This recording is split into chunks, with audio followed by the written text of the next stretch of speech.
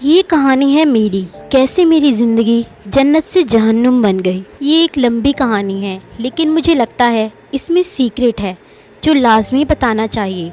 जब मैं 13 साल की थी, सब कुछ ठीक था। मेरी टीनेज लाइफ बहुत अच्छी थी। मैं खूबसूरत थी, मेरी प्यारी आँखें थी, लंबे बाल और स्मूथ स्किन थी। मेरे पेरेंट्स अमीर थे, मेरे पास सब कुछ था जिसकी मुझे ज़रूरत थी। मैं अपने फ्रेंड्स के साथ बाहर जाती, हम लोग आइस स्केटिंग करते, शॉपिंग करते और सबके सामने हंसते खेलते मस्ती करते। सब लोग हमें देखते थे, हम अच्छे अच्छे कपड़े पहनते, एक्सपेंसिव मेकअप करते और हमारी एक अपनी पहचान थी। और मुझे लगता था हमारी खूबसूरती बहुत है, दूसरों को जेलस करवाने के लिए। लेकिन ये सब कुछ बदल गया जब मैं 16 साल की हुई। मेरे स्टेप फादर का किसी और के साथ अफेयर हो गया और उन्होंने मुझे, मेरे भाई और मेरी माँ जो कि अनपढ़ी थी, उन्हें छोड़ दिया। मेरे फादर ने हमारे प्राइवेट स्कूल की फ़ीस भी देना बंद कर दी, तो मुझे और मेरे भाई को एक लोकल पब्लिक स्कूल में एडमिशन लेना पड़ा। मेरे दोस्तों ने मुझसे बात करना बंद कर दी थी। हम गंदी और सस्ती सी जगह पर रहने लगे। मेरी माँ ने एक घर में ऐसा मेड काम किया। लेकिन अभी यहाँ कहानी ख़त्म नहीं हुई। एक दिन जब मैं स्कूल से वापस आई तो मेरे कपड़े, मेरा पुराना मेकअप, सब कुछ मिसिंग था। जब मैंने अपनी मम्मा से पूछा तो उन्होंने कहा कि उन्होंने मेरा सारा सामान और अपना मेकअप क्लाइंट को बेच दिया है। उन्होंने मेरा मेकअप खुद के लिए रख लिया और मुझसे कहा उन्हें किसी चीज़ की परवाह नहीं, बस अपनी लुक्स की है। मैं स्कूल सस्ते चीप कपड़ों में जाती। मेरे चेहरे पर एक्ने निकल गई, मेरे हेयर सब कुछ खराब हो गया, मेरी स्किन भी बहुत बुरी हो गई। मैं अपनी खूबसूरती के बगैर क्या थी ये मैं नहीं जानती थी। और अब आप लोग भी यही सोच रहे होंगे कि एक अमीर खूबसूरत लड़की कैसे एक गरीब बदसूरत लड़की बन गई। और आप सही हैं। जब मैं 17 साल की हुई, मैंने अपनी बदसूरती, अपने पिंपल्स, क्रैप हेयर एक्सेप्ट करना शुरू कर दिए, क्योंकि मैंने सीखा यही अब मेरी पर्सनैलिटी है। और मुझ में थोड़ा थोड़ा कॉन्फिडेंस वापस आने लगा।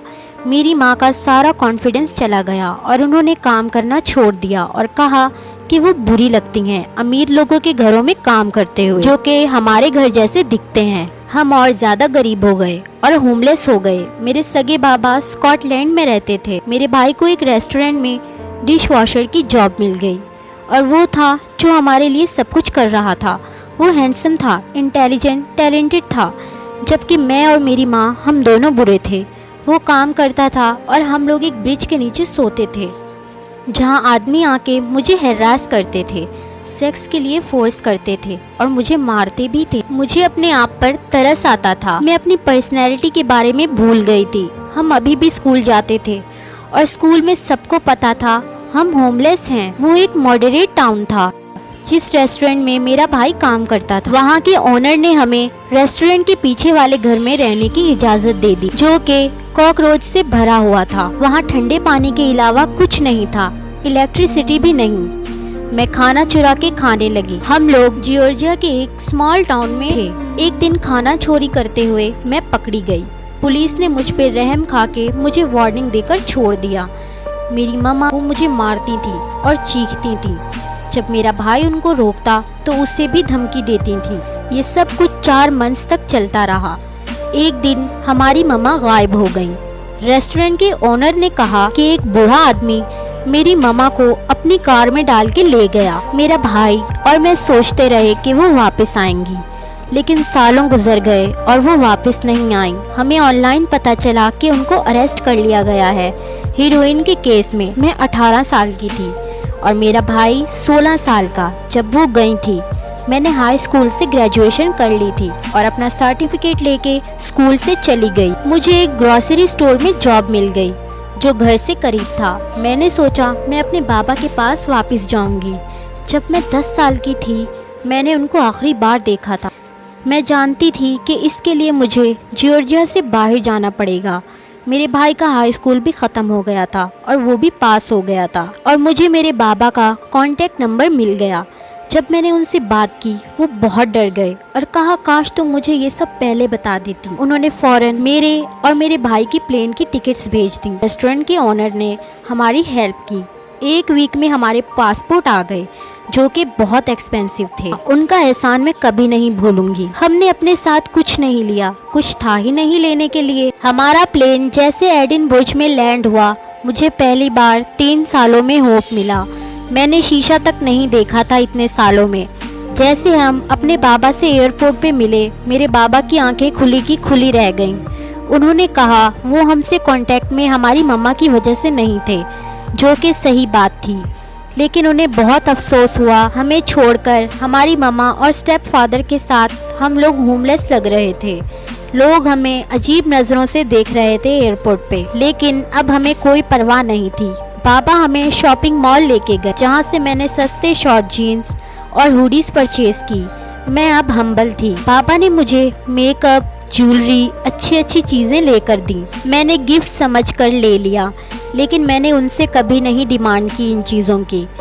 खुद से मेरे एक्ने चले गए, मेरे हेयर्स अच्छे हुए, मैंने खुद को मेंटेन किया अच्छे से। हमारे बाबा ने हमें यूनिवर्सिटी एडिनबर्ग में एडमिशन ले दिया। एक लड़का मेरे पास आया, मेरा नाम पूछा। मैं उससे आई कांटेक्ट भी नहीं कर पा रही थी, लेकिन वो फिर भी मुझसे बातें कर रहा था। मैं खूबसूरत थी, लेकिन दूसरी तरह से मुझे स्ट्रेंथ वापस मिली जब मैंने खुद से आंखें मिलाई। मिरर में मुझे खुद में हम्बलनेस, पावर और अंदर की खूबसूरती दिखी। पहली बार मैंने देखा मैं कौन हूँ। पहले मैं खूबसूरत नहीं थी, गंदी थी, सेल्फिश थी, लग्जरी और आर्टिफिशियल लाइफ की आदी थी। लेकिन अब मुझे पता चला मैं कितनी खुशनसीब हूँ। मैं यूनिवर्सिटी जाती हूँ, मेरे पास घर है, प्यार करने वाले बाबा और भाई हैं। 11 साल बाद अब मैं यूनिवर्सिटी से ग्रेजुएटेड भी हूँ। मेरी एज 32 हो गई है और मेरी शादी एक बहुत अच्छे इंसान से हो गई। मैंने उसके साथ अपना पास्ट नहीं शेयर किया, उसको ये भी नहीं बताया कि मेरे स्टेप फादर ने मुझे छोड़ दिया था।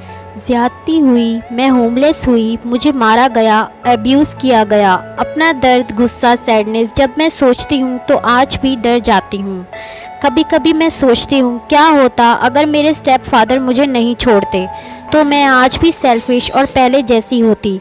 मुझे पता ही नहीं होता कि एक असली स्ट्रगल, असली पेन किसको कहते हैं।